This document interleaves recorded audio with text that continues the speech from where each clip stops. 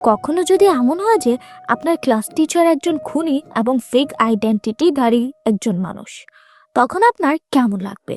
Bad sister মুভিতে আমরা এমনই এক চরিত্রকে দেখি যে কিনা নিছকই একজন শিক্ষিকা নয়, বরং একটি নকল পরিচয়ের আড়ালে লুকিয়ে থাকা এক হিংস্র শিকারী। আর এই শিকারী প্রেমে পড়ে তারই এক ছাত্রের, যে সম্পর্কের জন্য সে করতে পারে যে কোনো কিছু। রোমাঞ্চ আর ভয়ের এমন টানাপোড়েনের গল্প, যেখানে প্রতিটা মুহূর্ত আপনি কাঁপবেন শিহরণে। তো আর বেশি দেরি না করে শুরু করছি আজকের এক্সপ্লেনেশন। মুভির মূল নায়ক মূলত একজন হাই স্কুল স্টুডেন্ট, যার নাম ছিল জ্যাসন। জ্যাসন তার ওয়েবসাইটে গান কভার করে ভিডিও আপলোড করত। এর মাধ্যমে সে মোটামুটি ভাইরাল হয়েছিল। একটা ভিডিও রেকর্ড করার সময় সে তার ফ্যানদের উদ্দেশ্যে বলেছিল খুব দ্রুতই সে নতুন একটি স্কুলে শিফট করতে চলেছে, যে স্কুলের নাম ছিল সেন্ট অ্যাডেলিন ক্যাথলিক স্কুল। এটা সাউথ ক্যালিফোর্নিয়ার একটি স্কুল। এরপর জ্যাসন একটা সুন্দর গান গেয়ে ভিডিও শেষ করে। পরের সিনে আমরা একটা মেয়েকে দেখতে পাই, যে কিনা অন্য একটি মেয়েকে মেরে তাকে একটা গাড়ির ডিক্কিতে রেখে দেয় এবং তার ড্রেস সে নিজেই পরে নেয়। এরপর জ্যাসন তার বোন জয়ীর সাথে তার নতুন স্কুলে যায়। তাদের সাথে তাদের বাবা মাও ছিল। তাদেরকে দেখে ওই স্কুলের হেডমিস্ট্রেস সিস্টার রেবেকা ওদের ওয়েলকাম করে। একই সাথে সে তাদেরকে স্কুলের রুলসের ব্যাপারেও বলে। সিস্টার রেবেকা সারার সাথে তাদের পরিচয় করিয়ে দেয়, যে কিনা জয়ীর রুমমেট হতে চলেছিল। এখানে আমরা বুঝতে পারি সারা জ্যাসনের উপর আগে থেকেই ক্রাশ খেয়েছিল, কারণ সে তো তার ওয়েবসাইটে মোটামুটি জনপ্রিয় একজন সিঙ্গার ছিল। এরপর হেডমিস্ট্রেস তার অফিসে একজন নতুন টিচারকে ওয়েলকাম করে, যার নাম ছিল sister Sophia White. Headmistress sister সোফিয়াকে তার স্কুল ঘুরিয়ে দেখাচ্ছিলেন। তখন সেখানে সোফিয়া জ্যাসনকে দেখতে পায়। সোফিয়াকে দেখে এমন মনে হচ্ছিল যে সে জ্যাসনকে খুব পছন্দ করে ফেলেছে। এখানে আমরা জানতে পারি এই সিস্টার সোফিয়া সেই মেয়েটি যে কিনা মুভির শুরুতে একটা মেয়েকে খুন করে তার ড্রেস পরে নিয়েছিল, যাকে আমরা এখন সিস্টার সোফিয়া হোয়াইট হিসেবে দেখছি। তার আসল নাম ছিল লরা, আর সে মেয়েটিকে খুন করেছিল সেই মূলত সিস্টার সোফিয়া হোয়াইট। আসল সিস্টার সোফিয়াকে খুন করে লরা তার আইডেন্টিটি নিয়েছিল। রাতে আমরা দেখতে পাই নকল সিস্টার সোফিয়া বেডে শুয়ে জ্যাসনের ওয়েবসাইটে তার একটা ভিডিও দেখছিল। শুধু তাই নয়, সে তার ল্যাপটপ স্ক্রিনে জ্যাসনকে কিসও করে। এমন আচরণ একটা সিস্টার থেকে কখনোই আশা করা যায় না। কিন্তু এখানে অবাক হওয়ার কিছুই নেই, কারণ সে তো আসল সিস্টারই ছিল না। অন্য একজনের আইডেন্টিটি নিয়ে সে এখন সিস্টার সোফিয়া হয়েছে।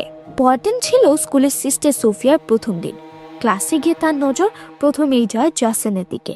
সে পুরো ক্লাস শুধু জ্যাসনকেই দেখছিল। জ্যাসনকে সারার সাথে কথা বলতে দেখে সিস্টার সোফিয়া খুবই জেলাস ফিল করে।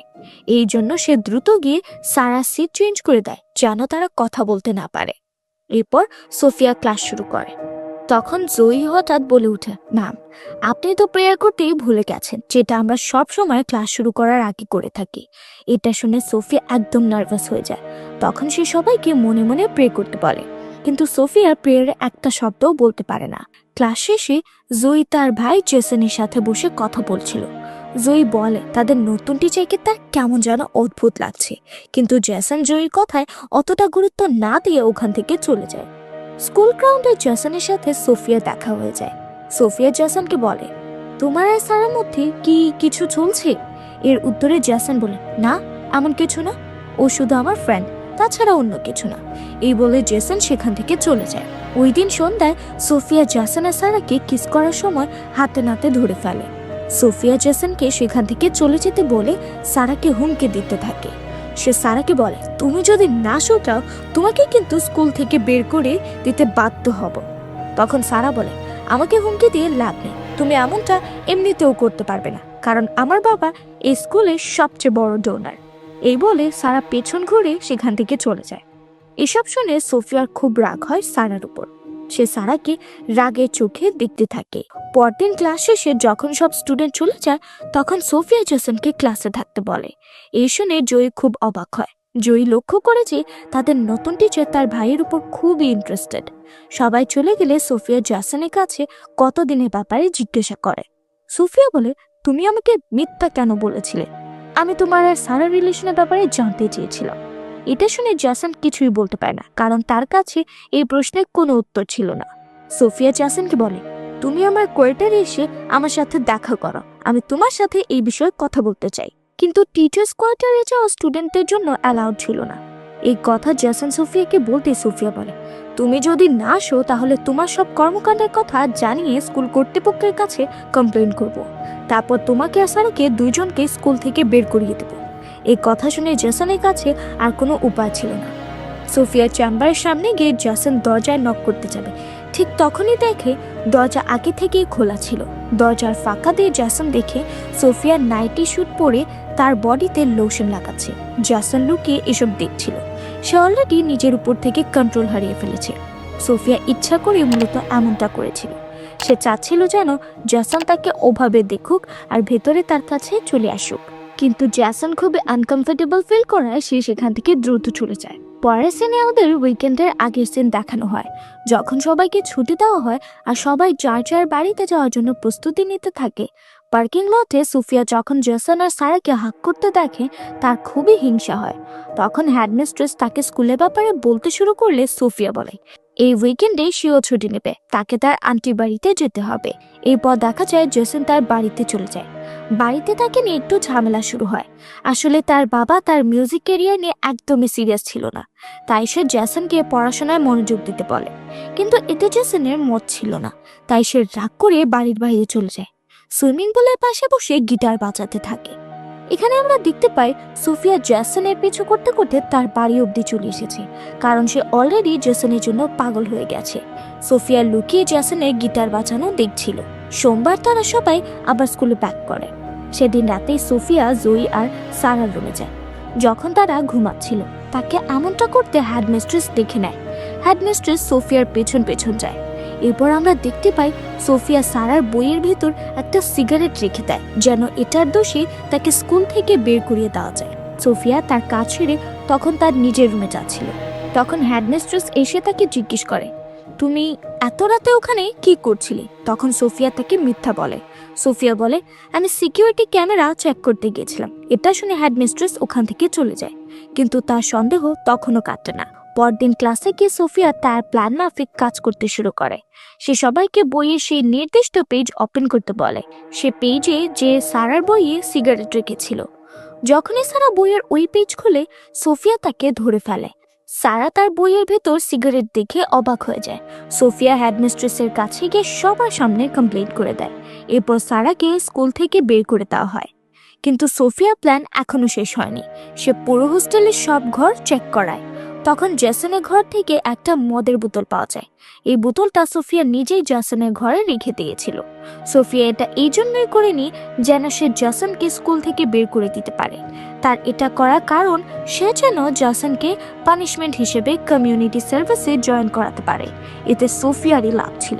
স্কুল কর্তৃপক্ষ যখন জেসনকে স্কুল থেকে বের করে দিতে চায়, তখন সোফিয়া সেখানে গিয়ে জেসনের সাইডে কথা বলে। সোফিয়া বলে, দেখুন, ওকে স্কুল থেকে বের করে দেওয়ার দরকার নেই, বরং ওকে এই উইকেন্ডে শাস্তিস্বরূপ কমিউনিটি সার্ভিসে লাগিয়ে দিন। হেডমিস্ট্রেস প্রথমে রাজি না হলেও পরে সে সোফিয়ার প্রস্তাবে রাজি হয়ে যায়। পরদিন যখন জেসনের শাস্তিস্বরূপ কমিউনিটি সার্ভিসের কাজ শুরু হয়, তখন সোফিয়াও তার সাথে এসে কাজ করতে থাকে। সোফিয়া জেসনকে তার মতো করে সিডিউস করার চেষ্টা করছিল। সোফিয়া তার শার্টের বোতাম খুলে জেসনের সাথে কাজ করতে শুরু করে। কাজ করতে করতে হঠাৎ জেসনের চোখ পড়ে সোফিয়ার বুকের দিকে। জেসন প্রথমে খুবই আনকমফোর্টেবল হয়ে পড়ে, কিন্তু ধীরে ধীরে সে নর্মাল হয়। পরের সিনে দেখা যায় রাতে সোফিয়া কোনোভাবে জেসনকে পটিয়ে তার রুমে নিয়ে যায়। তারা কিস করতে করতে এক পর্যায়ে ইন্টিমেট হয়ে যায়। কিন্তু অবাক হওয়ার মতো ব্যাপার এটাই যে এই কাজের আগে সোফিয়া তার ফোন ভিডিও রেকর্ড করার কাজে লাগিয়ে রেখেছিল। ওই রাতে সবকিছুই সোফিয়া তার ফোনে রেকর্ড করে নেয়। পরদিন সকালে আমরা জেসনকে খুব চিন্তিত অবস্থায় বসে থাকতে দেখতে পাই। সে গত রাতের জন্য অনুশোচনা করছিল। কিছুক্ষণ পর সে মাইন্ড ফ্রেশ করার জন্য বাইরে হাঁটতে বের হয়। তখন আমরা দেখতে পাই জয়ী টিচার্স কোয়ার্টারে সোফিয়ার রুমে যায়। সে ওখানে তার ভাই জেসনকে খুঁজতে গিয়েছিল। জয়ী সোফিয়ার রুমে গিয়ে হতবাক হয়ে যায়, কারণ সে দেখে সোফিয়া তার ভাইয়ের ড্রেস থেকে গ্রান নিচ্ছিল। জয়ী যখন সোফিয়ার কাছে এই ব্যাপারে জিজ্ঞেস করে, তখন সে জয়ীকে বকা দেয় আর বলে, আমি তোমার নামে কমপ্লেন করব। তোমাকে টিচার্স কোয়ার্টারে আসার পারমিশন কে দিয়েছে? এরপর জয়ী সোজা তার ভাইয়ের কাছে যায় আর তাকে জিজ্ঞেস করে, এসব হচ্ছেটা কি? কিন্তু জেসন তাকে কিছুই বলে না, এমন একটা ভাব করে যেন কিছুই হয়নি। পরের সিনে সোফিয়াকে দেখানো হয়। সে জয়ীকে নিয়ে ভাবছিল, কারণ সোফিয়া জয়ীকে তার জন্য বিপজ্জনক মনে করছিল। তাই সে জয়ীকে কাউন্টার করার জন্য একটা প্ল্যান বানায়। ক্লাস শেষে সবাই চলে গেলে সোফিয়া জয়ীকে ক্লাসে থাকতে বলে। সোফিয়া তখন তাকে তার পরীক্ষার খাতা দেখিয়ে বলে, তুমি ফেল করেছো, তুমি তো খুব ব্রিলিয়েন্ট স্টুডেন্ট, আমি তোমার থেকে এটা আশা করিনি, তবে আমি তোমাকে আরেকটা সুযোগ অবশ্যই দেব, তুমি এই পরীক্ষাটা আরেকবার দাও।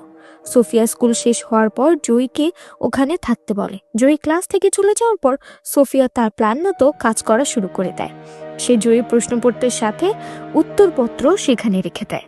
এরপর জয়ী যখন রি এক্সাম দিতে এক্সাম হলে আসে, তখন সে দেখে টেবিলের উপর আগে থেকে উত্তরপত্র রাখা আছে। জয়ী যখনই ওটা কাছে গিয়ে দেখতে চায়, ঠিক তখনই সেখানে সোফিয়া চলে আসে। সে হেডমিস্ট্রেসকে গিয়ে জয়ীর নামে কমপ্লেন করে দেয়, কিন্তু এবার সিস্টার রেভিকা সোফিয়ার কথায় বিশ্বাস করে না, কারণ জয়ী ওই স্কুলের সবচেয়ে ব্রিলিয়েন্ট স্টুডেন্ট ছিল।